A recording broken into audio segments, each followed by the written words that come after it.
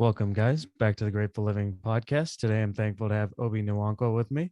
Obi is an actor, model, and entrepreneur based out of LA. As a model, he has worked with companies like Under Armour, Puma, Bose, Gucci, Microsoft, Nautica, and New Balance, and many more. As an actor, he has played guest roles in Netflix's Dear White People and Amazon Prime's Family Time, and has been featured in an array of projects with music and entertainment industries, including Kings of Style with ASAP Rocky and Dapper Dan, as a visual actor in Justin Timberlake's Man of the Woods tour, and in Tyler the Creator's Grammy performance.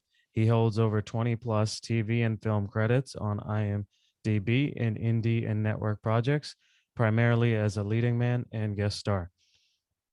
In addition to all those talents, Obi is the founder and CEO of Knotwtr, and that's what we'll be talking about today. Knotwtr is a high-end fashion brand that currently offers eyewear, travel bags, and backpacks. Obi, thank you so much for joining us. What's up, my guy? Thank you for having me. Of course, thankful to have you on. Yes, sir. So, you know, typically at this point, I ask people to guess to take us back to the beginning, Yeah. where they grew up and all that. But actually, Obi's been on the Grateful Living podcast, and so if you want to learn more about his early journey, you know, getting to the point where he is today, feel free to go check that out. Instead, Obi, I'll just go right into it. Talk to us about maybe your relationship with fashion growing up, and when did the idea of starting a fashion brand come to your mind? Yeah. So I feel like I've always had a natural gravitation towards, fashion. I always like tell stories from, middle school. And at first these stories felt like, at the time they were like dreaded stories. But now I kind of like look back and laugh at them.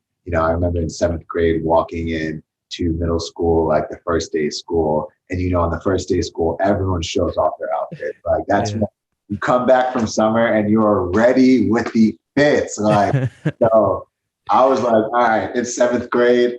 I'm what, 11, 12. I'm like, I got to make a statement. Like, I got to put Yes, my sir. on map.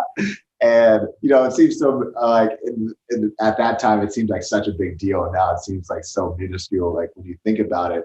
But, I remember making the conscious decision and, studying trends all throughout that summer, because I was actually able to travel. So I was able to see, different states. I think I went to like, Florida, Texas, New York. And so I was just like inspired by a lot of things. And so I wore skinny jeans to school. And that was the time when people were wearing baggy clothes. So baggy Mm, jeans were in, or straight cut jeans were in. People did not like skinny jeans. It was considered, more feminine if a guy was to wear skinny jeans. So I yep. remember I walked into school with my skinny jeans on, like, tight V-neck, and I was just like, I'm ready to go. And I remember everyone just making fun of me, but it was a statement. And that's kind of like when I realized, the impact I could have, on fashion just early on as a kid, because shortly after that, it turned into people making fun of me to people wearing the same exact outfits. Like, I'm like, you're literally, I invented that skinny jeans V-neck look, like with the shoes here, like, because I liked the way it fit and cut at my feet because I was tall. So I wanted to accentuate, like my limbs and stuff. So that's how I dressed. And then I felt like shortly after, like skinny jeans all of a sudden became a trend, like a couple years later, and people stopped making fun of guys who wear skinny jeans. Now guys wear tailored skinny jeans, fit jeans, like that's more of the look because, you want everything to fit nicely. So that was something that I just recognized very early on as a kid. And that just kind of gave me more, confidence within my fashion and willing to take risks. And that's kind of like, a big part of like, what Knotwtr is. It stands for not neglecting our talents, willing to take risks. And I always took risk in fashion, like as a kid. I didn't care if people made fun of me because I'm like, I like it. And then I remember even transitioning out of skinny jeans to wearing more baggy clothes because I started to get bigger, and I was like, okay, like, I don't want the tight shirts all the time. Like, let me put some baggy clothes. And then that I started developing the style, which ended up becoming like its own trend. But yeah, I feel like I've just always liked taking the risk in fashion. And then the idea of like starting my own fashion brand I think as I started to become more accumulated into the industry and, meeting people and, just getting a lot of praise for just how I dress, like not even thinking twice of it, like going into my closet and picking out clothes or going to a thrift store, going on Melrose. Like, it's not like all my clothes are high-end fashion clothes. It's like, they're like, vintage, maybe just pieces that I find. And people would always tell me like, bro, you are always the flyest person in the room. And these are people that I like admire or like are highly in the fashion industry. Like, damn, like for this person to be saying something like that, that's pretty impactful. So that gave me just confidence in, okay, what do I want to do in fashion? And would I be able to really create a wave? And so that's why I started like my own fashion brand. I wanted to create clothes. I wanted to create personality. I wanted, to create an identity and speak through clothes and, just accessories. I felt like, my personality, like I speak through like what I wear. So like I like wearing a lot of like, vibrant, happy colors because, it makes me more cheerful. It makes other people more cheerful. Whereas like sometimes, if like I'm in a little darker mood or like, maybe going out at night, I'll wear black because that's more the vibe. It's like, I'm smooth. I'm not trying to talk to everyone tonight. Hey, Yeah. but no, so I put on my like all black fit, or if I'm going to a professional private event. And so I feel like, your choices of colors is a big indication of like your mood. And I think people aren't very cognizant of that. And that's something that, I like to speak through my eyewear. Like that's why we created so many array of colors, was because, we wanted to have, different emotions, for, people, if they're wearing red, like they might feel like it's like that supreme, like shock value of like, boom, red pop. So it's like, that was a big inspiration for our first collection, was designing a red frame of glasses, which I can even show right now. Designing a red frame of glasses that, would speak, to, the people wearing it. And a lot of like, artists and, just creatives and, really big fashion heads have really enjoyed this pair of glasses because it's so unique and different. On the side it says, "Relax, I see you." It's like, because when you wear this, people are gonna look at you. So Yeah. it's like, if you're looking, like I'm gonna let you subconsciously know, relax. I know I look good. I see you. Like I Yeah. see you blatantly looking at me. People Yeah. don't think we don't see through our peripheral vision, but if I'm standing looking at here, I can, I'm pretty good at identifying like who's really staring at me. So it's like, it's kind of like, a funny way. And it ends up starting like a lot of like, cool, meaningful, conversations. It's amazing to like, get emails or DMs from, customers like, bro, I wore this glasses and I met this person, like, because they came up to me and saw it, or like I connected with this person because, I also saw them wearing glasses. So I'm like, it's just nice to like build community of, people who are just like-minded, who like want to take their talents and, their fashion to the next level, because that's really what Knotwtr's about. Yeah. No, and the front says "You see me" as well. So that's a Exactly. good one too.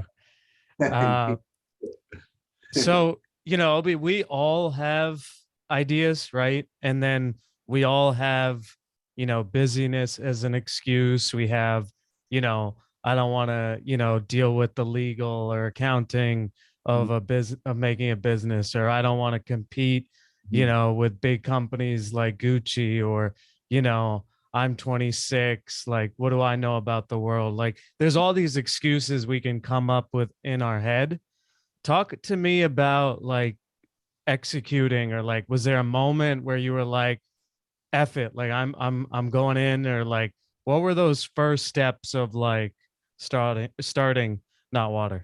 Yeah. So when I like the idea of like F it, like that's honestly what it really came down to. I just said fuck it, like I'm going after it, I because it came to a point where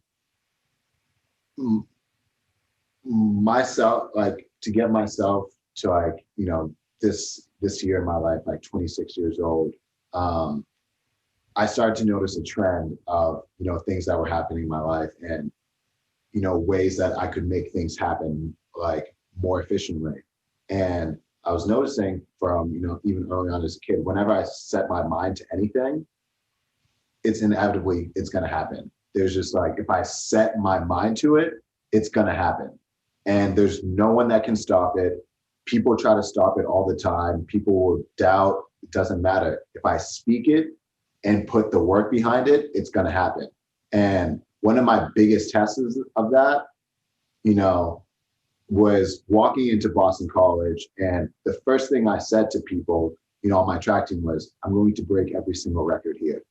And I walked in on crutches. Yeah. I had surgery. I was even supposed to run the first year. And wow. I walked in on crutches. And I'm talking this because I feel, God's spirit within me and him telling me this is what's going to happen. All I have to do is just set my mind to it and speak it into existence. And inevitably, I walked out 4 years later, and the same people that were saying, bro, you're a freshman, you're not going to do that. No one's broke that record for 40, 50 years. The coach is not. People want every type of excuse. Oh, we live in the East Coast, it's cold. Fastest runners run on the West Coast.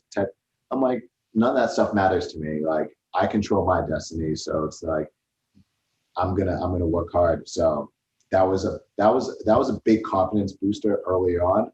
And even though it was in athletics, it definitely translated into other things where I truly felt like I came to Los Angeles and I told myself I wanted to be an actor and model and work with these exact companies. Like Under Armour was a company that sponsored me in college, Boston College. New Balance was a company that was as well. So when I was there, I was seeing this. I'm like, damn, I would love to model for these companies. And then I started telling people, I'm gonna model for these companies. And then even before I modeled for these companies, I even did photo shoots just in their clothes, just believing that it would happen. And then it was crazy that then years later, these same photos are the ones that they're showing me on, our mood board and call sheets. Like, oh, you remember this photo you took in 2017, 20? I'm like, wow, I didn't even know they were watching me. Mm-hmm. So it also shows you don't know who's watching. So if you really want something, like pursue it fully, because, if you put that energy out there and then you put the work behind it, it's not like 2017, 2018, I took those photos and then stopped. Because then they would be like, oh, this kid took some nice photos. And then maybe they check on me a year later. Oh, he's not really doing that anymore. But they're like, oh, no, he's still doing it. Oh, no, he's working with our competitors. Okay, now he's worked with all right, let's connect the dots, because this kid, he also went to Boston College. He loves the brand, and he looks good in the clothes. So it just made, everything made sense up until that point. So just all these little occurrences, and then even within TV, I always wanted to be on TV. Like that was a big dream of mine as a kid, and being an actor and not having early theatrical training early on as a kid, because I was more focused on athletics, it even encouraged me to like work even harder. So, I think my first full year in LA, like I didn't get any speaking roles, like on like anything on TV, or I was mostly just doing like commercial work, background work. I was doing, modeling, but I wasn't doing anything high level, but I was just in class working, doing scripts every single week. No one was calling me, but it didn't stop me. Yeah. Year 2, then I quit my job, scripts every week, finally get a call, or finally get signed to a theatrical agency, and then started getting these calls to these networks and opportunities to audition for, Netflix shows like Amazon. I would say those are the networks that have booked me, but I've also, auditioned a lot for like HBO, Hulu, like multiple projects. And, it's just more motivating because it shows you that, they have interest, and, there's going to be that just one day where all the stars align and they're like, it's you, like we want this project for you. So it's like, you just got to keep yourself ready, because it can be very easy to doubt yourself. Like if you ask me how many projects I've gotten no from, like it'd be laughable. Like if I had plaques of all my no's, like it would be thousands of them. But it's like people only see the yeses, but no one sees like the no's. Like, no, before I got a yes from Under Armour, who knows how many times my agent probably pitched me for campaigns. Before I got any yeses from like any Netflix or Amazon, I got so many no's, like till they finally said, this role fits you. We'd like to bring you in for this. And, other networks are still telling me no today, but tomorrow they might tell me yes. So that's just like my mindset, because I know tomorrow they can tell me yes, because I've lived through it so many times, like over and over again. And yeah, it's just, it's motivating. It's when it happens, it just reconfirms everything, because like the creative industry can be very tough. Like I'm a full-time creative. I wake up every day and, I'm Obi. Like I don't clock in anywhere. Like, and I control my own schedule. And although that freedom's nice, it's like you still have to work. So it's like I don't even try to put on an illusion like it's just all, daisies out here. I grind every day because I wake up unemployed every single day. So, and then I have to run a startup. At the end of the day, it's a business, but it just started up. So it's a startup. So, even building that and then still staying on top of the career, it's like, yeah, it's a lot of work. And like when you're getting those, it can make it even harder. But the only thing that's going to keep you like, sane is like having like, great support, a great team, a great support system, like good friends, like, and, people who believe in you. Because when you get those no's, you're making those calls like, bro, like, I just auditioned for this project, blah, blah, blah. What? Okay. Hopefully they hit you back.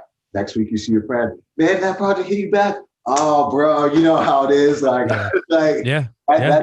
that's really how I'm like, they don't, it's not like they send me a text message. You have not been booked for the HBO series. No, they don't say nothing. Yeah. It's like, Yeah. you just sit there. So the only way is if they call you. Yeah. So yeah, it's a crazy industry. Yeah. Yeah. Well, Obi, that was incredible.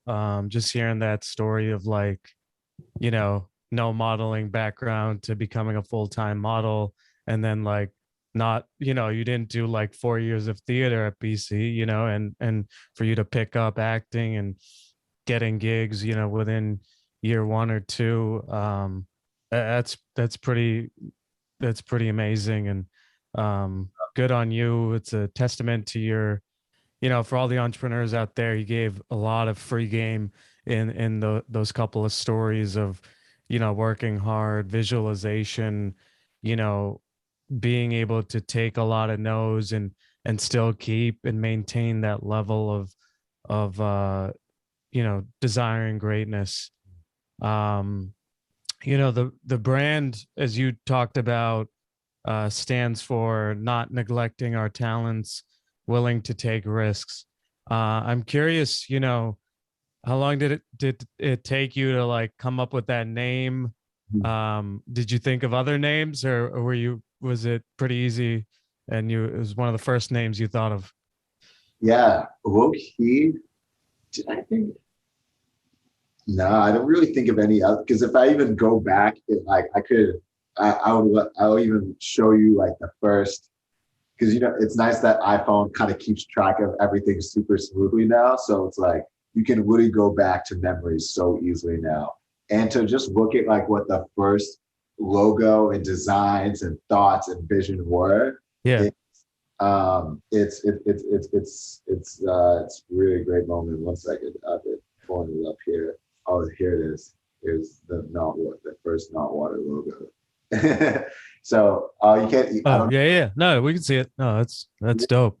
Yeah. So like I was kind of going with like water and drip sign. So that Yep. was kind of like what I was designing at first, and just what I was working on like different slogans like not water, it's drip, and just like different ideas. But I think the name it was always not water. I it kind of came about to me in such a weird way. The name, I was woke up in the morning, just like every morning so far, thank God.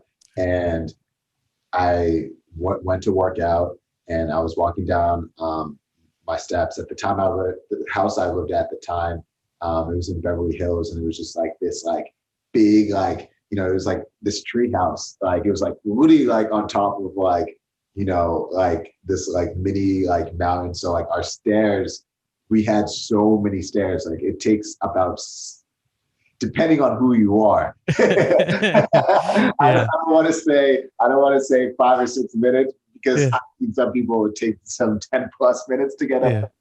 but it was a walk. And so I was walking down, and then right when you get down, like you take a nice little breather, because it's like you deserved it. You're like, I just up and down the one up the stairs is 100 calories. So that's how Yeah. like you're gonna burn 100 calories just going back to your crib. Yeah. That's So crazy. I took a breather there, and I remember it rained the night before.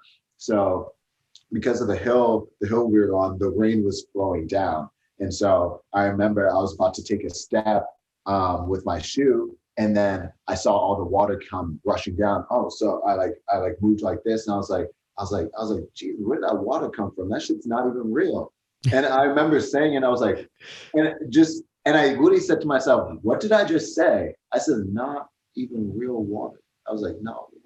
And I looked, I was like, the water was so muggy. It didn't even look like water. It was just nasty. Like it looked like, it was like such like it was the weirdest thing, because there was no water anywhere across the street. So it felt like this water was just contained in a corner from last night, and then just released right when I got there. And and I was like, that's not water. And I just remember saying the name, and I was like, that's kind of cool. That's kind of catchy. So I wrote it down.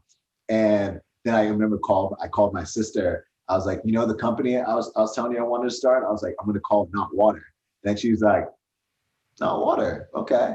That's a cool name. And I was like, oh, not water, it's drip. And she's like, what does it mean? And then I was like, it kind of embodies, who I am, like my life. Like, I feel like I flow through life, like, very unconventionally. Like, so I'm not like the typical person. So that's kind of where the knot felt. And then I was like, water flows, and it's very flexible and fluid. And I was like, that's how I kind of move through life, is like, I'm very flexible, with what I want to do, like my array of talents. I don't try to box myself in.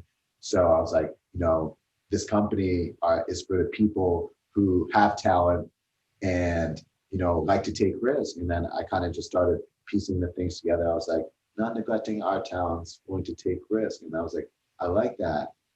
That seems like who I am, and those are the type of people I like to attract, because I'm a risk taker, I'm a go-getter. Like, I'm not gonna play it safe in life, just because, I don't know, I've had years where I played things safe. Like, you don't become the greatest by playing it safe. You don't become the icon by playing it safe. You don't win.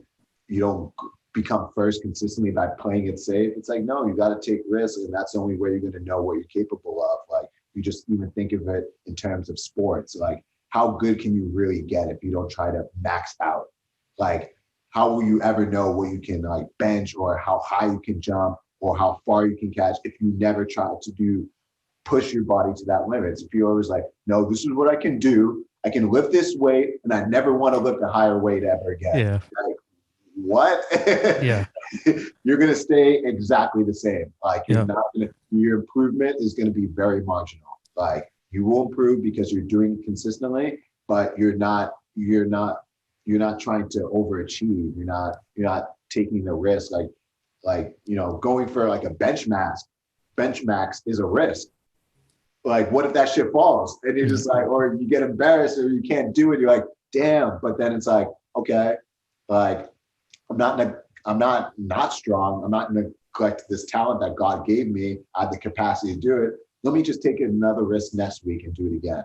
Let me try it again. And then you try your max again. Then you finally hit that one, and you're like, oh shoot, I think I can do more. All right, let me work up to that. And then that's how it keeps on improving, like, because you set a different standard and a different floor. like that's what I always like to call is like a different floor for yourself. It's, if last week, you were, you were working like, going to the gym like 3 times a week. That was your floor, and like that was something you did consistently. You should honestly applaud yourself if you change that floor to, even if it's just 4 times a week or 3.5. It's like you set a different standard for yourself, and like people need to like congratulate themselves. Like when you start setting different standards for yourself in all assets of life, like okay, I booked more jobs this year, or I earned a higher, income, or, my rate is higher. I connected with more people. You set a different floor. You knew 100 people last year, 200, 400. It's like you're just setting different floors for yourself. So I always like to congratulate myself on like, different aspects of, little wins like that, because, my wins in my life, because I have so many no's, I have to really identify those wins. And I say I have so many no's because they outweigh the wins. They outweigh them completely. Like my inbox is filled with no's. So like when I do get those wins, I'm like, okay, that's a different floor. All right, I worked. It started. Okay, I modeled. Okay, I took pictures, or I took pictures with this photographer.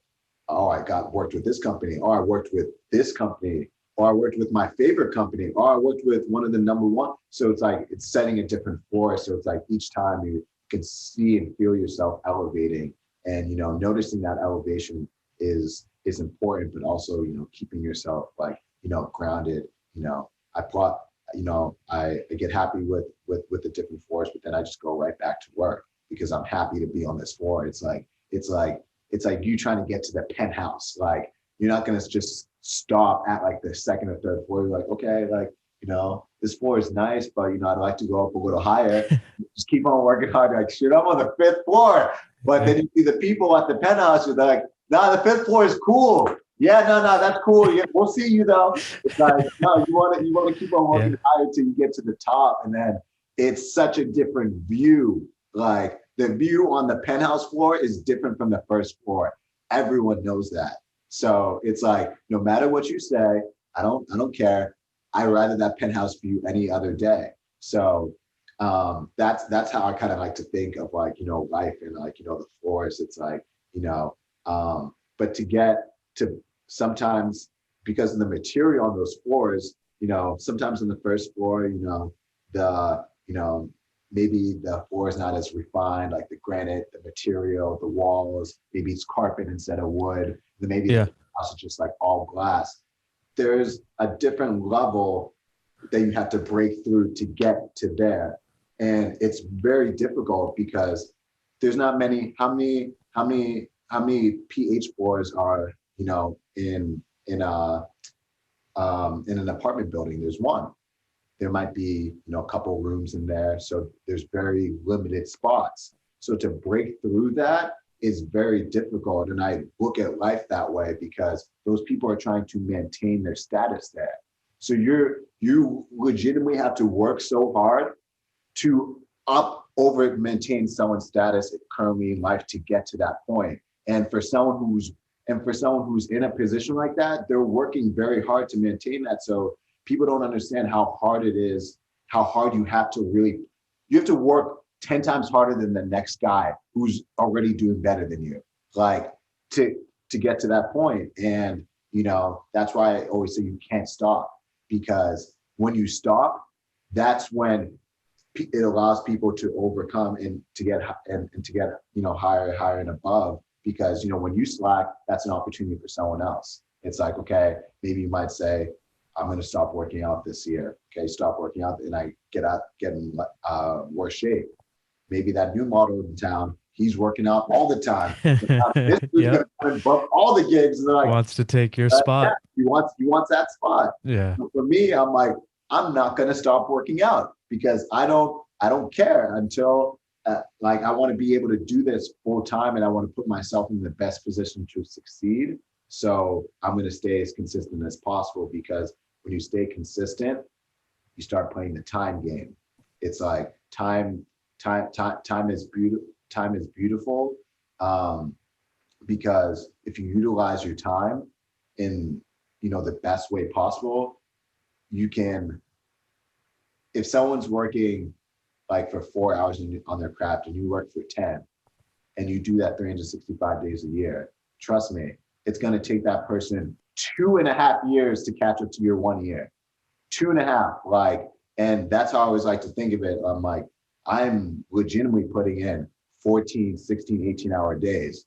For someone to do exactly what I'm doing, they're going to have to, I'm putting that pressure where you're going to have to work 24 hours to beat me. Like, and shoot, I want to get to that level where I even notice where I meet someone like, oh, 18 hours, that's cool. I'll be working for like 21 on active. So my company's here, my career is here. I'm like, oh shoot, that's another level. That's another level I didn't perceive. And that's why it's important to talk to people, because it allows you to also be cognizant of other people's greatness. And I think that's important because it's inspiring. One thing, Obi, that I loved hearing from you from that was, maximizing and realizing all of your full potential. For a lot of us out here, sometimes our personal holds us back, right? Mm-hmm. And it seems like you've got that figured out a little bit, Mm-hmm. in terms of you like you love yourself, you're grateful for life and stuff like that. Do you have any pieces of advice to anyone, whether they like, they're, maybe hard on themselves, or they have a vice like drinking or something like that, where their personal isn't well? Mm-hmm. Yeah, I would say at the end of the day, like we all have our vices, humans are just naturally addicted to anything. So even if you're not addicted to what the world perceives as bad vices, like you're still going to have a vice. Maybe you eat too much. Some people drink too much. Some people watch TV too much. Some people work out too much. That's a thing. You can work out so much and injure yourself and never be able to work out again. Like that could be your vice, and that could put you, in a bad situation in life. So like we all have our vices, and I think the one thing that's really helped me, personally, is my relationship with God. Like when I have those off days and I don't know who to talk to, who to seek advice from, I really call onto him, whether it's just, praying, watching something on YouTube to just like uplift me, uplift my spirit. And I think that's very important because the energy of what it is the only consistent thing on this planet for me. I can have an encounter with someone and then see them the next week. The energy is going to be completely different. When I encounter with God and I ask for help, the energy, it's welcoming. It's come here, like my child, my kid. It's going to be okay. I know you're broken. I know you're going through this.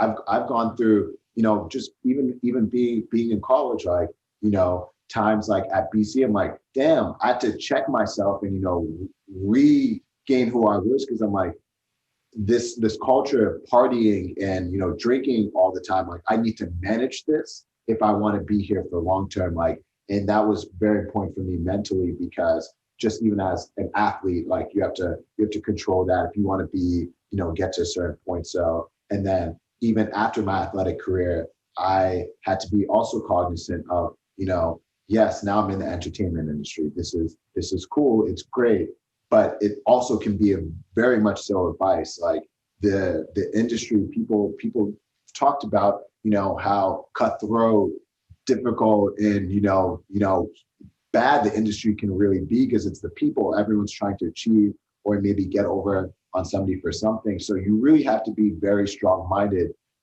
when going into this. And, for me, what's allowed me to stay strong-minded and calm is, that relationship with God, but also, being very cognizant of like who I share my energy with. I'm very cognizant of now because, my peace is my most important thing. Like I work too hard to not have my peace. I've earned my peace. So it's like, I'm not going to allow someone to just ruin it.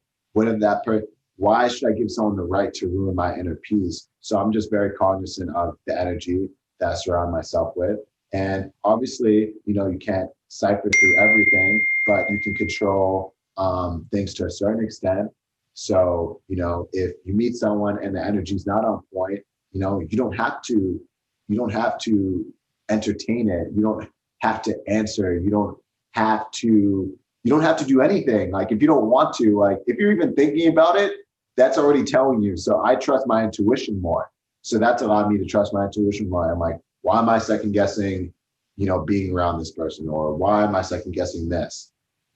When there's certain things that come in my life, I don't even think twice. Like, I'm like, yes, like I want to be around, well, yes, this is energy I like. So, starting to trust my intuition and, feeling more comfortable with that, because that's not easy either, because it's like, how do you decipher what's right and what's wrong, or like how strong your intuition is? And it's just training and, believing in yourself. And that comes with discernment and, talking to the right source. And so I feel like when I hear a certain voice or feel a certain feeling, I'm pretty confident in, my decision to act towards it. And so that's allowed me to keep more inner peace and just having, honestly, quite frankly, like, I know I'm more in like the public eye now more, but having less friends has been, a big, great thing for me, just because it has allowed me to consume less energy and,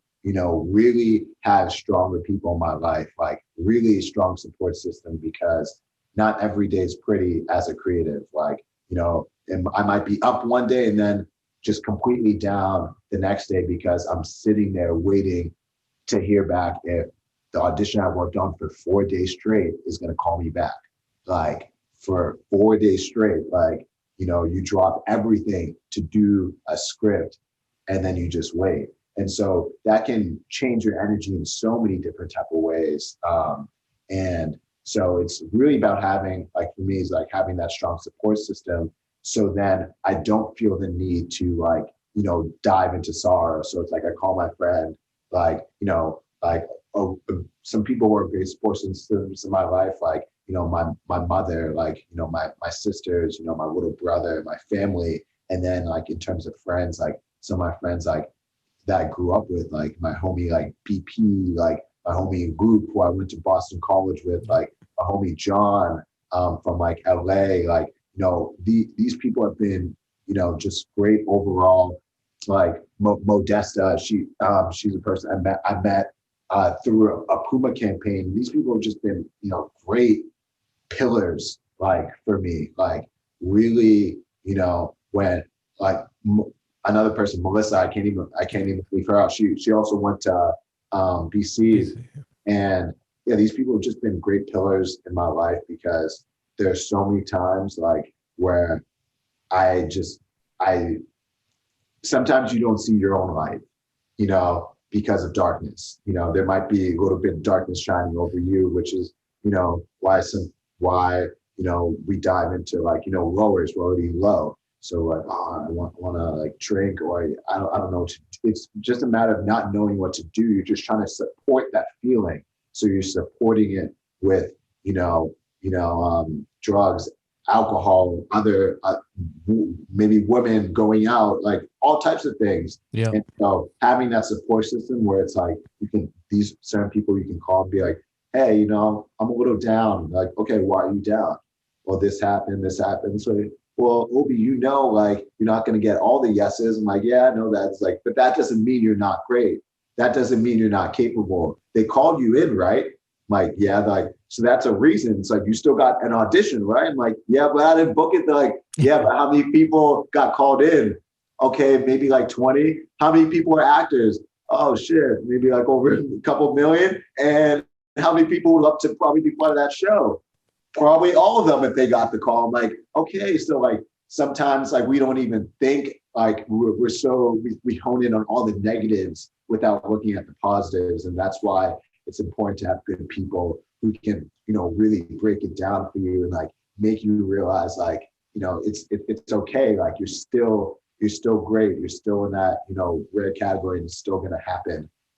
So I would say that's what's been great for me, you know, spirit, more cautious of the energy surrounding myself, and a great team and support system. Yeah, yeah, no, 100%. It's important to, acknowledge the good and not be too self-critical. Mhm. One thing that I'm curious about, especially for a person like you, it seems like your energy level daily is very good. And maintaining that requires some level of rest and recovery, or something.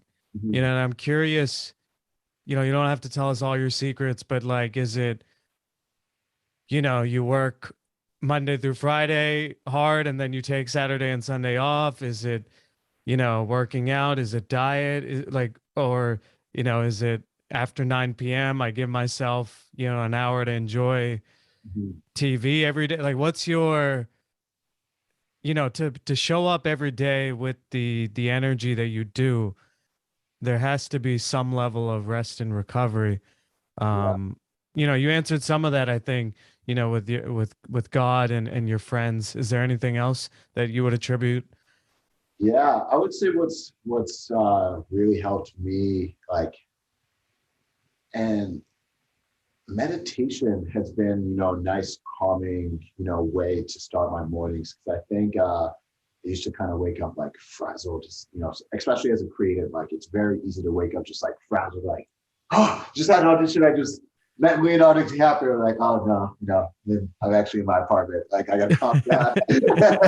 Yeah. And it's just like you like your emotions can be like it can go through the ringer on any given day.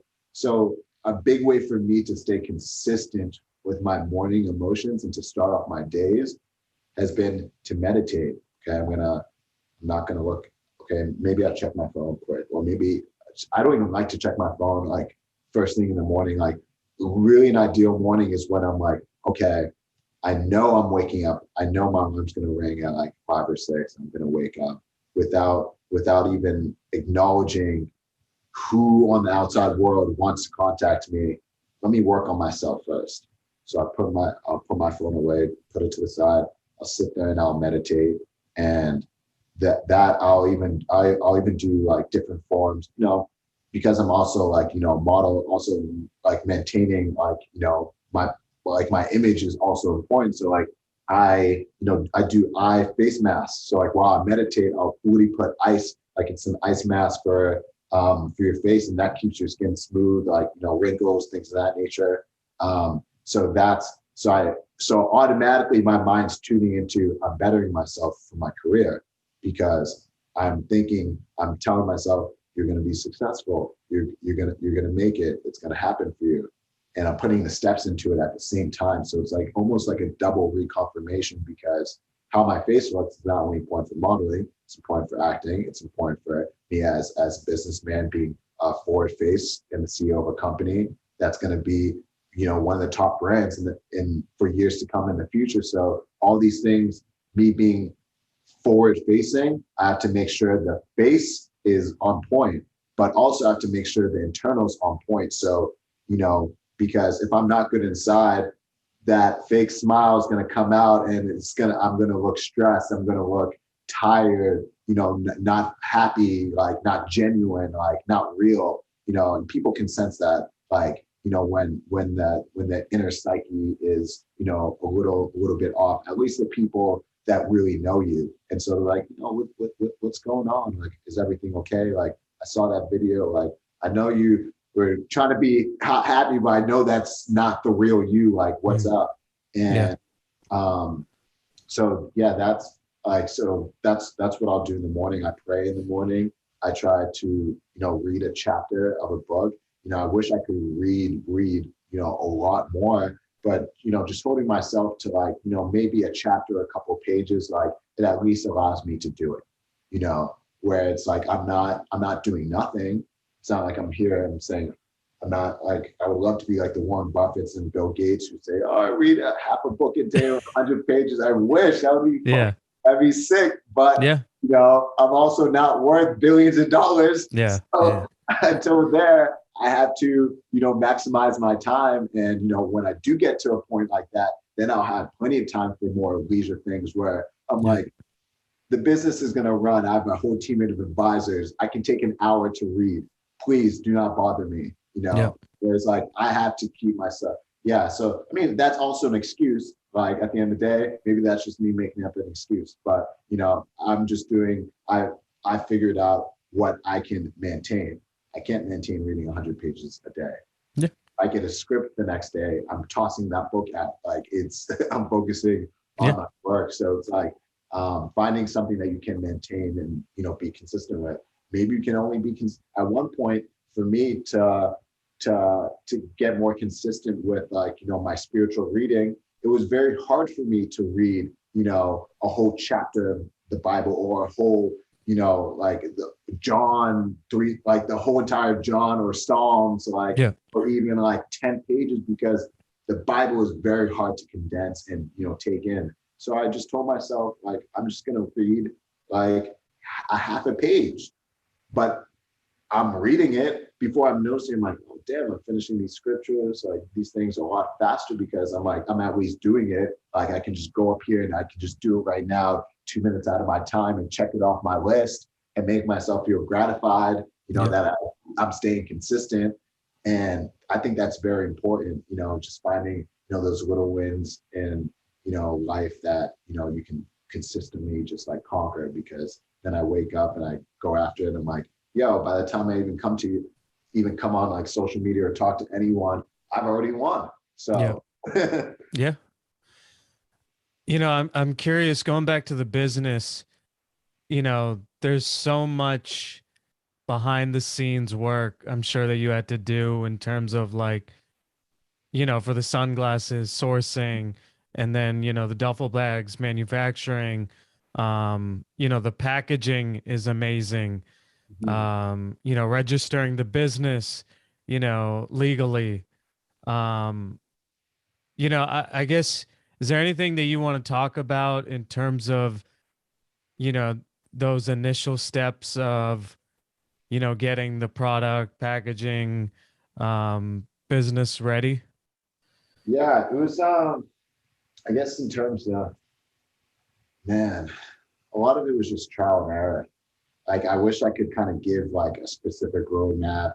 I didn't have a mentor. I didn't have someone who like started a fashion brand or really, a business that was, I could kind of go to and be like, how do I do this? I kind of just was, researching. Like the internet's really powerful. Like people just need to use Google a lot more.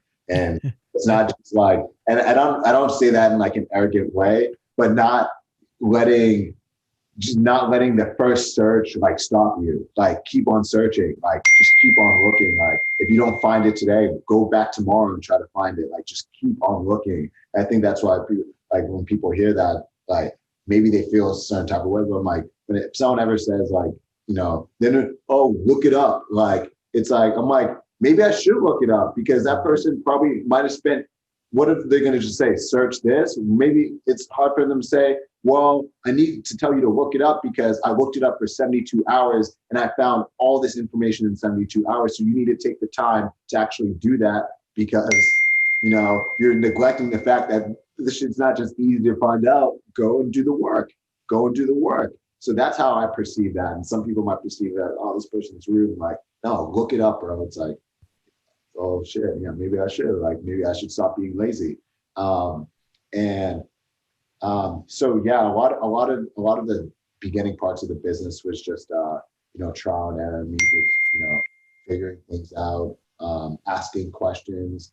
It would have, I guess the nicer thing would have been to have like more mentors, and I guess guidance, but I guess that just kind of forced me to and for lack of a better word, boss up and, figure it out myself and, become a boss, like become, what it really means to be like a CEO and get, people championing and buying into a vision. Like, I don't think people also understand, like, that aspect, like, you when you're starting a brand, it's not just we're selling t-shirts. You have to, you're selling a community, you're selling a message, you're selling an ecosystem, like you're selling a vision. So you have to really believe in that vision first, because if you don't believe it, no one else is going to believe it. And I'll tell you that. So if you're not full gun ho with your brand or wanting to do the business, then don't do it, because if you're 50% in it, guess what?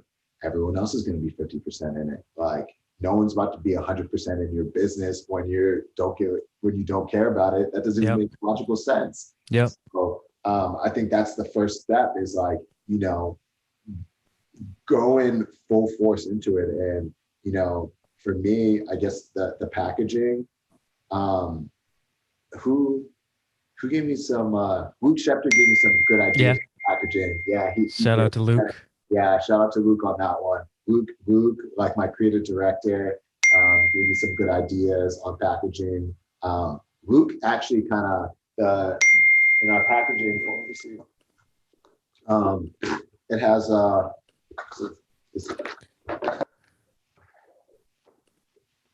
it has Evo foam in it. And Luke, when I was telling him, I was like, bro, like, what should I put like inside of it to kind of like have everything structured? He was like, bro, Evo foam is really good. And he was telling me all about it. So that's kind of how like I started designing the inside and really getting everything super detailed, just based off like that little advice. But it wasn't like he said, use Evo foam. Here's this specific manufacturer. I still had to take the advice or choose to take it or not, and then put the actual work behind it. All it is advice and putting the work and action behind it. Because what if you said Evo foam's good, and then what if I say, oh no, that's trash, or I don't remember, and I just go on with something else? Then the idea just dies out. And a lot of the times, a lot of our ideas just die out because we don't put any action to it, and we don't write things down, and then we forget, and then it dies and it's gone. And that's it. And so I think for me, it was, actually being very proactive about writing things down. I could have easily forgot the Knotwtr name if I didn't write it down, because I wrote it down and I revisited it a week or two later when I was on my notes. It's like, oh yeah, I did write this down. Knotwtr. Okay. Like, and it was just from that little simple, like, this is what I consistently do. So it's going to give me that consistent like outpour that I need. Like, now I have my company name.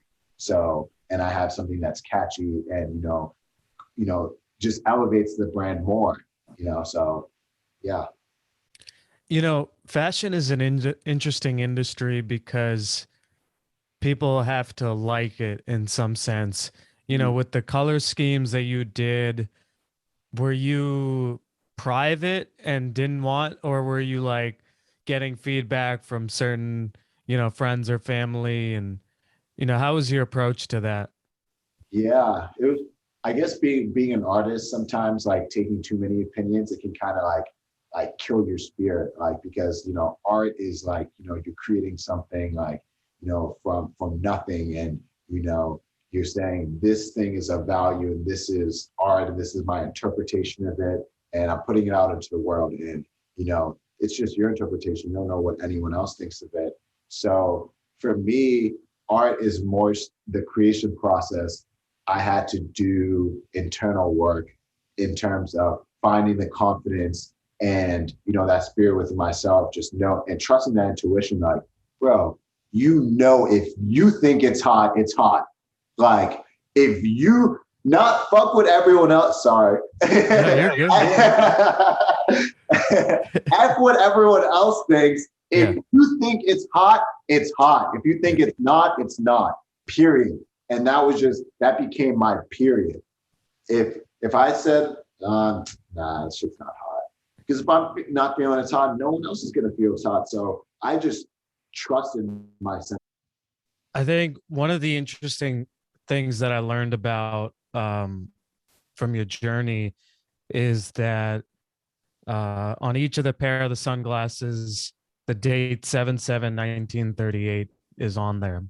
Do you want to kind of tell us the significance of that date, and the person behind that date? Yeah. So right. So 7/7. A lot of companies, when they start, usually put circa this date or established on this date, or they just put the date of when the brand started. But personally, I always felt like Knotwtr started when my grandfather paved that path for like my whole entire family. My grandfather was such like a hardworking man, and because he ended up becoming successful, he's a lawyer, and established that precedent in the family, like education, work hard, and you can have everything you want in life. And so that gave, I feel like, confidence to my grandfather had 9 kids. So my mom and her 8 siblings, 8 or 9, who knows? I have so many aunts. In Nigerian culture, everyone, Yeah. all your, like, even people who are not blood related are still your aunt. So it's like, who's my actual aunt? Because like, Yeah. no, that's not your sister. That's not your brother. So like, but yeah, so he set that precedent, for my mom, and then my mom ended up doing really well in school. She studied at Harvard Medical School, and then ended up becoming a scientist. And that even early on as a kid was a very big motivator for me to take take school seriously, and really focus on my education, because I saw how my mom legitimately moved from Nigeria and created a whole life for her from scratch with kids, by herself. So that was just like, this woman is beyond strong, because I'm over here trying to pursue an acting career. I'm like, imagine if I had 4 kids, like that would be like so much to like conceptualize and handle. Like I can't even fathom that right now. And as a single parent too. Yeah, a single parent, like me just using my own like income. So that I always give my mom, her flowers for that. And sorry, I kind of, the 7/7/1938. And so yeah, my grandfather set that precedent, and I felt like that carried from my mom to me, and allowed me to be in an environment like I wouldn't, I feel like everyone's born with intelligence or some sort of talent or gift, but some people are just not born in a proper environment to have it really cultivate, where there might be too much chaos, there might be bad energy, like, or family just like curses that pass down and go down to other kids. Because what if my life could have been a different trajectory where what if my grandfather was lazy, with non-aspirational, negative all the time, a bad person, stole, cheat, all this stuff, like, then that would be carried down to my mom. And then eventually maybe I might break that mold, but it's going to be a lot harder to break those generational curses, because like I said, when you're trying to break through something, you're trying to push to another dimension. So it can be very hard to break through. So I was just very thankful that I grew up in an environment that allowed me to become, allowed me to be a happier kid. Even my mom always tried to make sure we at least had what we needed. Like I always try to say, like, I experienced, like, I had a unique childhood where I got to experience what lower, middle, and upper class was. So for me to start my career after college, I'm like, I consider myself lower class. I come out of college, I was broke. Broke. We don't have a job. Like I was working, doing things at like BC, like to make money, things of that nature. But at the end of the day, like when I really think of it, that wasn't real money. That can't sustain me right now. That couldn't do anything for me. That could sustain a college lifestyle, because the environment is our food, shelter, and everything is already taken care of at this point because of an agreement through the school or financial institution. So that like for me, I was just very thankful because I think as I grew up older and actually started having more meaningful conversations with people, I realized that, some people end up becoming successful a little later because of the environment, and they have to break through, generational curses. And that's none of their fault. Some people do it faster. Some people, do it slower. But, I try to be very sympathetic with anyone's, journey, because when they break through, you can really see people flourish. And it's really beautiful to see someone like, just take a lot of pride in that, like, being able to change like their family name, being able to change the trajectory for their parents. And so that's kind of why I put my grandfather's, I put his birthday on every single pair of the glasses, because right when the company started, he passed away shortly. And I'm so, sorry. yeah, no, he lived a long life. He lived till 84. And, I was telling him about Knotwtr, like he was so excited for it to come into like, fruition in life. And so like when he passed away, that gave me more motivation that I really needed to do this, because I think that was like the first time in my life, like where I've had people pass away, but it was like, this is someone like, I've never had I'm thankful that I have all my siblings. I'm thankful that I have my mom. Like, even though my parents are divorced and I haven't seen my dad, I still know he's alive. Like my grandfather, someone that I know. I didn't know my grandmother, unfortunately. So like, I don't like, yes, she passed away years, but I don't have any recollection. Like I just don't remember. So it's like, it's hard to like feel, but like my grandfather was around for 25 years of my life. So it's like, I remember everything about him. So like, that was like one of the first times like where someone that I had basically known my whole entire life had like passed away, like someone who I was like close to. So like, it made me, I'm like, all right, life can just, life is actually too short. Like that was like, you always hear life is too short, life is too short. But like when it hits that close to home, it's like, no, like, bro, you gotta do this, because one day it could happen to you. One day it is gonna happen to you. And you just hope on that day you've accomplished and you've done everything that you said and you wanted to do on this earth. And so that was a big motivator for me. I was like, I told him I was going to start this company and I'm going to do it. And not only am I going to do it, I'm going to make it very successful. So when anyone gets those pairs of glasses or sees those pair of glasses, and they might just take a quick glimpse like 7/7/1938, that feeling, you're going to feel good energy, because there's an amazing human behind it, like an amazing man, like a man that, when he passed away, like villages, people celebrated him, like, was happy. It was a celebration, because it was like, we're just thankful that God allowed this man to come on earth and impact this many people. And so even just seeing like his funeral was like very motivating for me, because I was like, wow, like this is what happens when you impact and change other people's lives and you become a blessing. Like it's not my, and it almost altered like my values, like my meanings, like, man, like it started to make sense. Like I want to be more successful, because I want to be more successful now so I can bless more other people, because this is like the outcome of that on Judgment Day. Like I want the freaking whole United States, Europe, Africa, like South Asia, Australia, jump in. Like it's a lit, like, how we celebrate MLK Day? Like we're not like super, like, we put quotes, we show his picture, like, yes, Yep. like we champion, everyone's excited, like MLK, and then we also conveniently get a day off. Like, so it's Yeah. like, it's kind of like a blessing as well. So it's like, that's how I want my impact to be. And so that's just like what keeps on motivating me, because, he said and did what he said he was going to do. He said, I'm going to change. I'm going to provide opportunities for minorities for years to come. I want Black and white people to come and to join together. What's happening right now?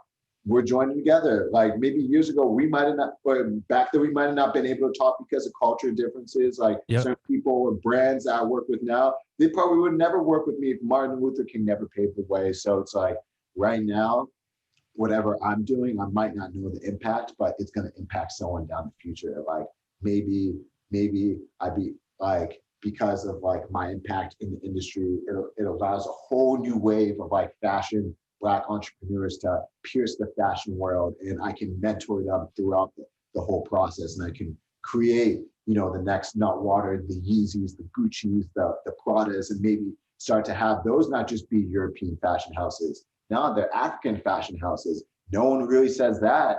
That's not that stamp in the industry because someone hasn't done it. So it's like, there's an opportunity right there. It's like to create what is considered high fashion and luxury, an African fashion house, but we only associate that with European, like the Hermeses, the Gucci's, the Pradas. But it took them years. Those countries have been around since the 1800s, 1900s. Someone paved that way. So right now, there's no African fashion houses that we clearly identify. Do you know any?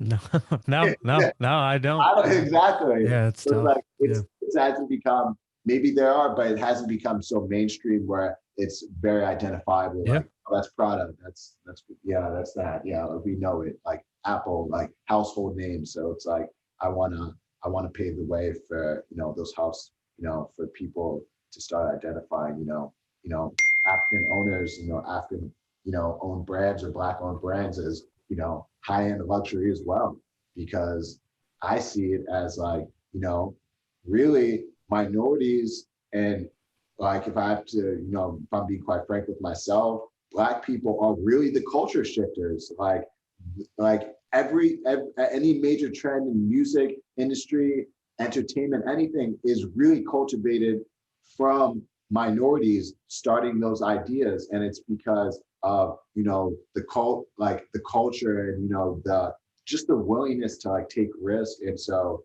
I feel like it doesn't make sense why there's no Black fashion houses when we really created it from the start. Like high fashion is cool because of the stamp of approval the minority community has put on it. I guarantee if every rapper on this earth cultivates and agrees, or every person in the entertainment industry cultivates and agrees that we are not going to fuck with the fashion houses. We don't care how much they pay for us, and we're going to do that. I guarantee there'll be a whole shift and movement out of it, because those people tap into all your senses: sight, smell, hear, and touch. Like you touch those people, you see them on TV, you hear their music, you hear what they're saying, you feel. So then you resonate with that. So when you hear like Gucci, Gucci, Gucci, Gucci, Prada, you're like, oh yeah, that shit lit. But it's like, no water. You're like, yeah, that shit lit. Like, so it's like, that's just how you register things. So it's like, it really takes time to create a movement and, to get people to agree on, a vision and to buy into it. And, once they do, that's what I'm, just trying to do, create a new movement. Respect to you, because one of the interesting things is, in life, that people see problems, but they just like to complain about them.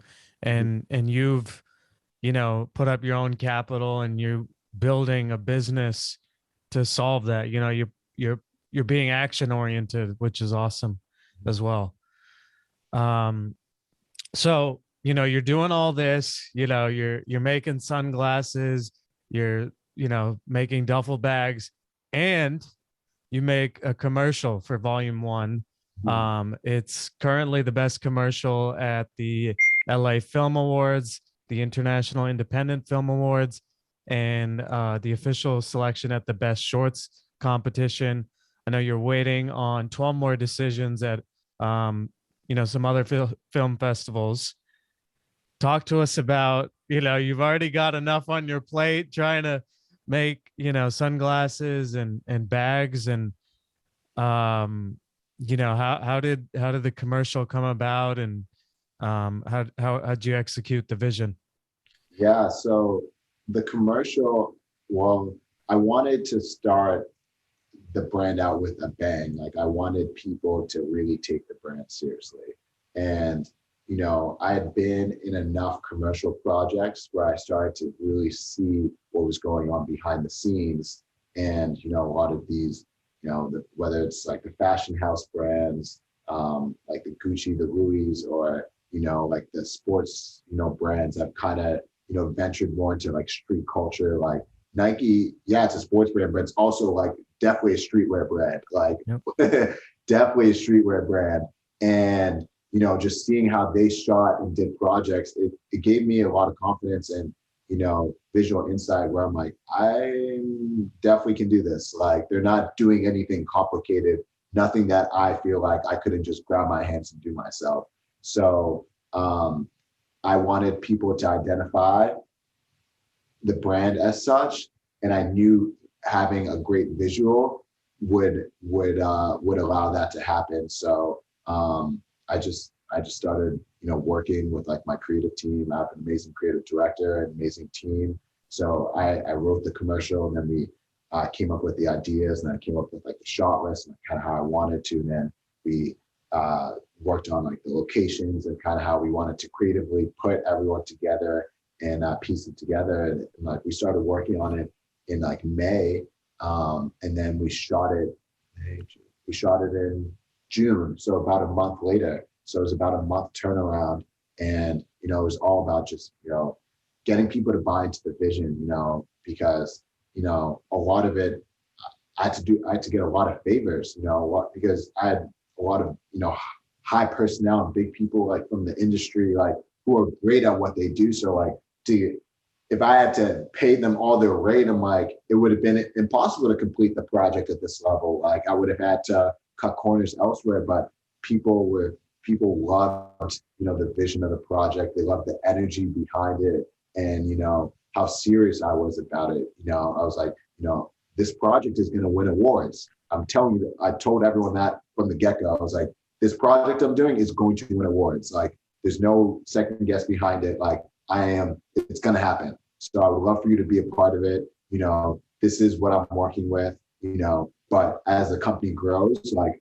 we will also support and grow with you. Like, you know, allowing them to see the bigger picture. And I think that's important for entrepreneurs to see, to understand about people. And, you know, allowing people to buy in is like, you have to allow them to see the bigger picture, but you also have to put in the work behind it to make sure that picture is becoming more clear. You know, it's kind of like, you know, static TV. Like, okay, I can kind of see it, but as you work harder, you're tuning it a little more, so the reception's getting a little better. Like, okay, I'm seeing what you're doing. Okay, I'm seeing what you're doing, and then it becomes a lot more clear. So that was, I think that's really how we executed, was, you know, painting that picture and building the team. Yeah. And you said, I think volume 3 is coming up soon. Mm-hmm. You want to talk a little bit about that? Yeah, we just actually we shot that e-commerce campaign for it. Volume 3 is like our introductory of our luxury eyewear. So, you know, we're going to be, this one. So it's more of a Oh man. Okay. straight on frame, Okay. and kind of has the gold lux on the side. So Yeah. we're coming That's out with nice. all different frames for that. And yeah, we're kind of moving more into like, you know, that luxury, you know, feel, just to give our consumers more options and, you know, wider price range of, you know, things that they want. So yeah, volume 3 will probably be out in the next couple of weeks. Wish I had an exact date yet, but No, you're good. You're good. we'll have that soon. And then what else are we working on? And then yeah, well, right now we're just working on, like, we have a lot of, you know, exciting partnerships and, you know, collaborations. Yeah, just it's really exciting. Yeah. Do you want to talk a little bit about that? I saw the Winnie Stacks collaboration. You know, how are you reaching out and presenting ideas, or how are these happening? Yeah, it's been beautiful because of like the, you know, the brand might, I think on Instagram we might have like 3,500, you know, followers. But the amount of impressions we get on a weekly basis, it's like in the hundreds of thousands. Like, and that's just people coming on the pictures on the page, and it's like, for a brand that only has 3,500 people following, why is it getting such a mass outreach? Like, it doesn't even conceptually like make sense. It's like, shouldn't we have hundreds of followers, like tens of thousands? But, you know, as a new brand, you know, people might not follow you because of like, oh, you might not have this social proof, you know. But the way we kind of get around that is like, we don't really care about how many followers we have, because we know when you come on the page, you are going to be looking, like you're going to be looking through, like, damn, like this, okay, the picture's dope, swipe to the videos. Damn, all the reels are dope. When we swipe to IGTV, damn, that video is dope. All right, let me swipe again. Oh, they even have tech. You can wear the glasses. So it's like, and then if you go to the tag section, you can really see celebrities, people, everyday people rocking it, people wearing it, lifestyle on vacation in the club, at famous athletes. It's like, so we've conquered everything, like, in terms of, brand image full circle. So a lot of people, who have that eye, who really know what it takes to start a brand, like create a vision, and they see a brand like us do what we've done in 3 or 4 months time, and it really allows them to see like what this brand can do and where we can take it. And they're usually they're very intrigued, like the visionaries behind it. So a lot of people reach out to us, bro, like, to keep it honest, like a lot of people will just DM us like we love your brand, we think this is dope, like we want to connect you with this person, do this. Like it's been less of us, like, going to them. It's been a blessing because more people have come to us. I think it's, a testament to how hard we've, like, worked up to this point where we've focused on quality and execution, and now we're seeing the results of it. Like, where company like, Facebook, we got in contact with them through them just emailing us, like, and us setting up, calls after that to talk about, the show that they wanted us to be on, and work with them. And it's like, that just came from, I don't know how they got in contact. Probably wasn't 3,500 followers shouting us out, just because for some reason, our pictures and our content does well, and it gets seen to the right eyes. And I think when the right people see it, they quickly identify that this is different. Like, this is different. So that's been the nicest thing. Yeah. As we wrap up here, are there any other, general pieces of advice, on being an entrepreneur, mistakes to avoid? I saw you, um, hand delivered orders in LA. You wrote handwritten notes on everyone. I mean, anything else that you want to talk about in regards to the, entrepreneurship life? Yeah, I would say, have that personal connection, with your audience, and the people who are your consumers, and the people who are supporting you. Like, really, really it's important to take that time out.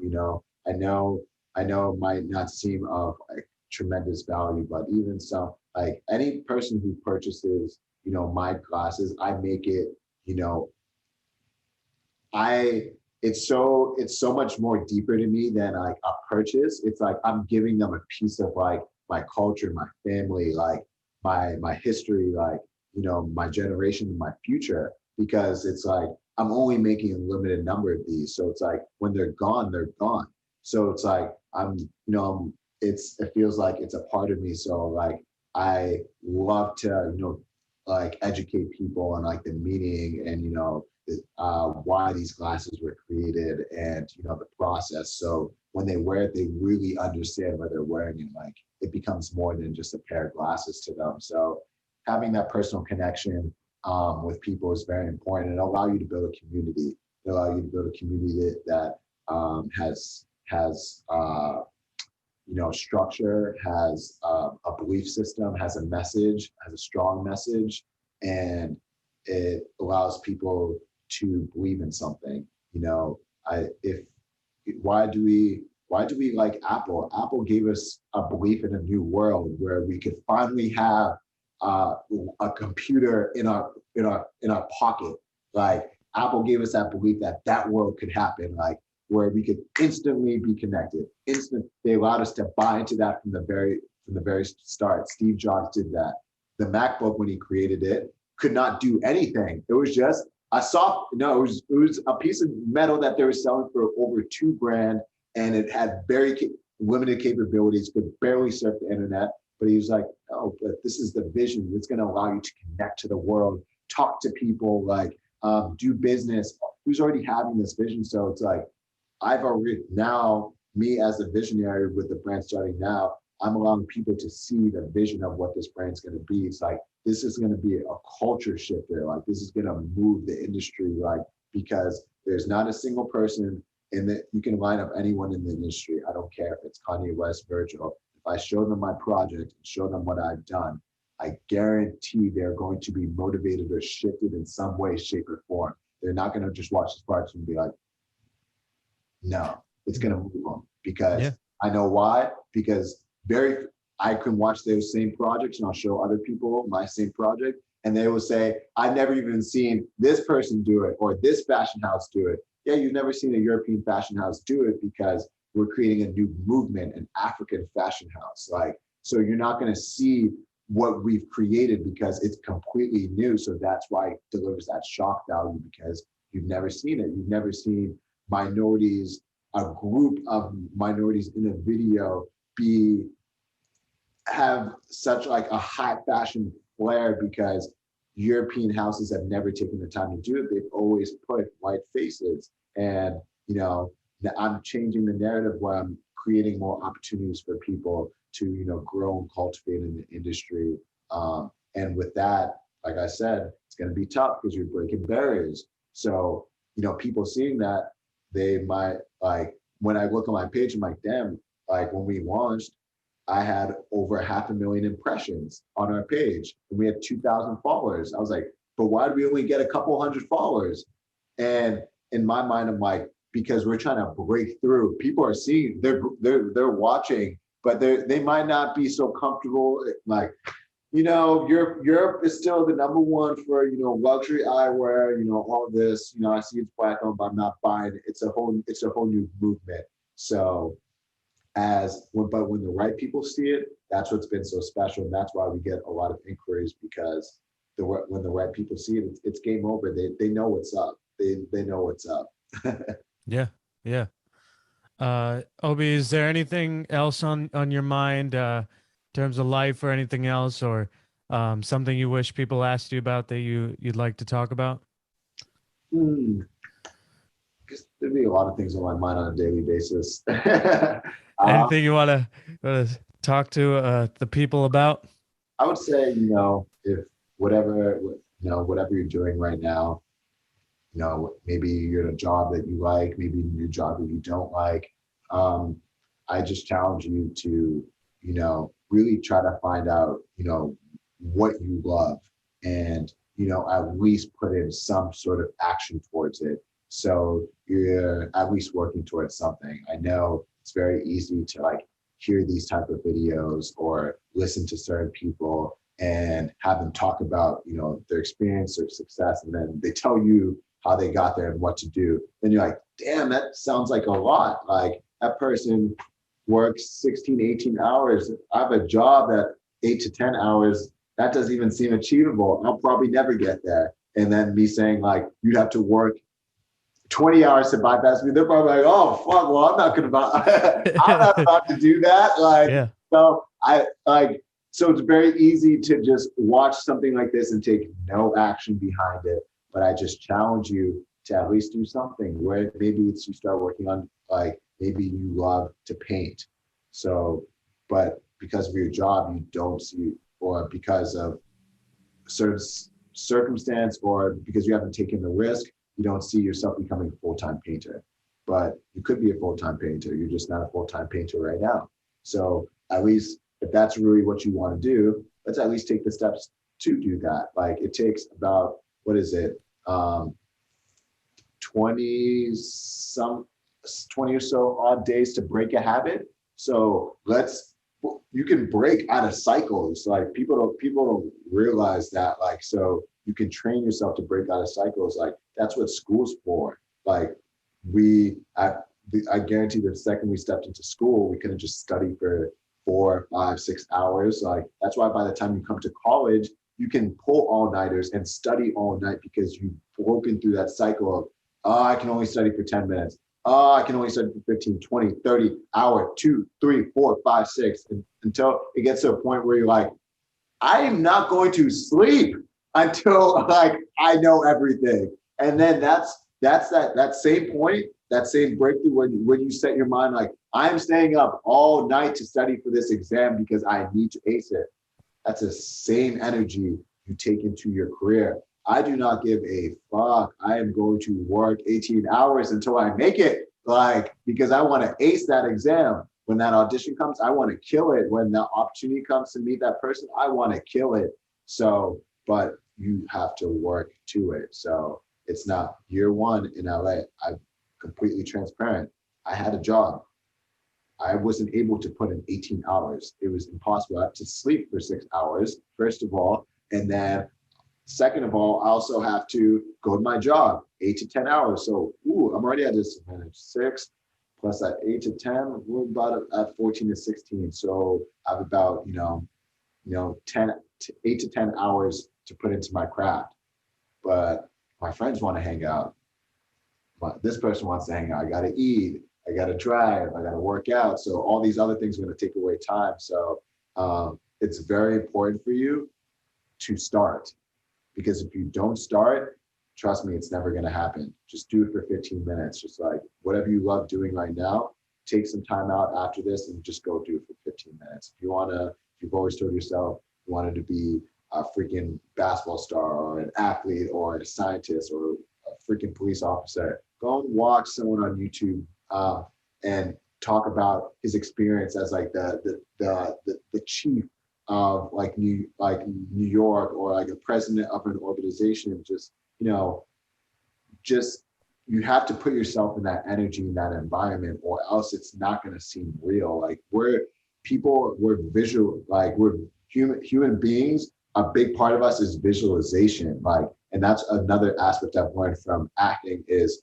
a lot of it is recollecting experiences and presently feeling them. And a lot of it comes from visualization. It's I have to associate this character with someone who makes me also kind of feel that same way. So if I'm trying to love someone, it's like I have to find that feeling of love through visual. So I'm like, oh yeah, I remember. Okay, when I saw my mom a couple months ago, like when I saw her come out the car, like I felt love. So it's like, let me like tap into that feeling and like use that. That's visual. I'm visualizing. So like, how do you think you're going to get to the top if you don't visualize anything throughout the way? You think it's just going to happen? It's like poof, like no. It's like you got to visualize it. So it's like I sit there and I watch guys like Will Smith, like I watch guys like DiCaprio. Like I'm so excited for his movie on Netflix to come out, because I'm like, Leonardo DiCaprio is releasing a movie on Netflix. I'm like, that is insane. That is insane. Like for Netflix, that is insane. Like that guy he only opens up in the box office. Like he only opens up in the box office. So like, I watching those people and just even seeing other actors and putting myself like, going to like premieres, like going to classes or going to workshops, or, like mentors, and watching people just on YouTube. If none of that's accessible to you, maybe you're just in North Dakota or Iowa. I'm sure if you're watching this, you have a laptop, a phone, something that can give you access to the internet. So go and watch a video of someone who's in what you're doing and get inspired and learn. You're going to learn from it. So it's like when I was starting Knotwtr, if you looked at my YouTube during that months, it was legitimately Virgil J. Lorenzo and Kanye West, like, because I was trying to tune my energy into like what it needs to be to become like, to shift the culture, like to create a Yeezy, to create an Off-White, to create an Essential, like that's not easy at all. Like, so I had to tune my mind to people like that, because I'm like, they're doing something. They figured something out. And the whole world can see it. So I need to really, hone into these visualizers. So yeah, that'll be my advice. Yeah. Well, Obi, I just want to thank you. You're a practitioner, of what you preach. You moved out from Boston to LA. You had a job. You worked, outside of it, doing modeling gigs, acting gigs, and got yourself to the point where you were able to, get out of that 9 to 5. And so for anybody, out there, you can use him as inspiration because he's done it. And just want to acknowledge you, man, on being so multi-talented, handling manufacturing, product design, directing a campaign, operationally running a business, like all these things. And, you're modeling and acting and studying scripts, and you're coming out with multiple volumes within 1 year. Like, I hope you realize like how like you are, at least from my vantage point, you are not neglecting your talent, and you're taking those risks, and you're seeing the fullest potential of who you can be, as a human being. And that's awesome. For anyone wanting to support you or Knotwtr, what's the best way they can do that? Yeah, so I appreciate you, bro. Like, for real. And, thank you for, I know we were trying to, have this talk for a minute now, but No, no, you're good. You're good. is the best. Yeah. Um, and yeah, so if you want to, support Knotwtr, website is www. Oh, I said too many W's there. www.knotwtr.com. So it's spelled KNOTWTR.com. And it's the same for the Instagram, same for all social media. It's going to be Knotwtr. So KNOTWTR. So yeah, check it out. And yeah, no, I appreciate you, bro. Thank you for bringing me on again, and wishing you nothing but the best success, man. I'm Thank seeing you. what you're really doing with the podcast. Since you started, I forget I don't know if I was like the second or the No, third. no, yeah, I didn't give you that shout out either. I have to, Obi was my first guest ever. Oh, So I didn't have any brand value, and he took a chance on me. So, I appreciate that. well, Appreciate that. yeah, no, I saw what you were trying. I saw the vision of what you're trying to do, and I believed in it, and you put action behind it. Like I always say, like even if something doesn't work out, the first time, keep on pursuing, and trying again, and like your genuine pursuit, and your willingness to do this podcast and stay consistent with it. It's inspiring. I'm like, how many episodes you've done? Over 80? Yeah, yeah, yeah. Yeah. Like, so I'm like, damn, like I've told myself like, damn, I want to do a podcast. And I'm like, sounds like a lot of work. Like, it's like, and so to do 80, Yeah. like that's 80, whether it's 80 different people or maybe 50 or 60, and you have No, to, it's 83 different people. You're yeah. the first repeat. You'll be the first repeat. So, Yeah. honored to be the first repeat, bro. Yeah. Glad to see like what you're doing, and I just wanted to, help, pave the way, Thank you. whether this allows you to, reach and obtain more, talent. I'm just excited that to be a part of it, and to support and help any way I can, man. So I Thank you. support people who help me, support me. So thank you, Yeah. bro. Thank you, brother. Mhm. Yeah, thank you. And best of luck going forward. Everybody go check out Knotwtr. Yes, sir. Not Yeah. water. Yes.